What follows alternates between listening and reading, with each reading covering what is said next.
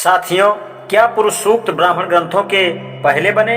यदि पुरुष सूक्त ऋग्वेद का भाग है तो यह ब्राह्मणों से पहले बना होना चाहिए। यदि ऋग्वेद ब्राह्मण ग्रंथों से पहला है तो पुरुष सूक्त भी पहले का ही होना चाहिए। अतएव इसका भी अलग से अनुसंधान उचित है। प्रोफेसर मैक्स मूलर ने वैदिक साहित्य का क्रम इस प्रकार बताया है: पहले वेद, फिर ब्राह्मण और फिर सूत्र बने। यदि यह कथन सही है तो पुरुष सूक्त ब्राह्मणों से पहले बना।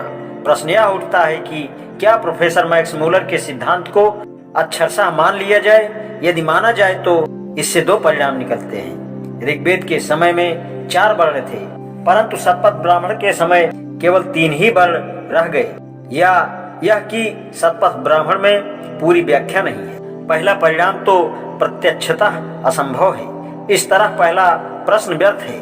दूसरी भी इसलिए मानने योग्य नहीं है क्योंकि दोनों ब्राह्मणों में पुरुष सूक्त के विषय में मतभेद है। वर्ण व्यवस्था पूर्ण रूप से वर्णित है। अतएव मैक्स मूलर का कथन माने तो चारों वैदिक संहिताओं के बनने के बाद ब्राह्मण बने सर्वथा निराधार है और मानने योग्य नहीं है। इसके विपरीत बेलवलकर और राणा डे का कहना है कि कुछ अंश वेदों के पहले और कुछ बाद में बने। अरस्तु ब्राह्मण ग्रंथों का कुछ अंश भी वेदों की समाप्ति के पहले बनना असंभव भी नहीं है। यदि यह ठीक है तो ऐसा मालूम होता है कि ब्राह्मण ग्रंथ शतपथ और तैत्तिरीय ब्राह्मण, जिनमें केवल 3 वर्गों का वर्णन है, पुरुष सूक्त से पहले बने। पुरुष सूक्त के विश्लेषण से क्या निष्कर्ष निकलता है?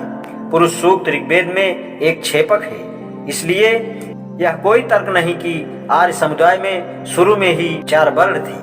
उपरोक्त तर्कों के आधार पर मेरे सिद्धांत में शूद्रों की उत्पत्ति पर कोई समस्या नहीं है। जैसा कि अध्याय के आरंभ में कहा गया है, यदि कोई समस्या आती भी है तो इसका कारण यह समझ लेना है कि पुरुष सूक्त मान्य है। यह बता दिया गया है कि यह कल्पना निराधार है। इसलिए मुझे ऐसा समझने में कोई कठिनाई नहीं है कि आर्यों के केवल 3 वर्ण थे और शूद्र दूसरे वर्ण क्षत्रिय से संबंधित थे। आज इतना ही, शेष कल। धन्यवाद।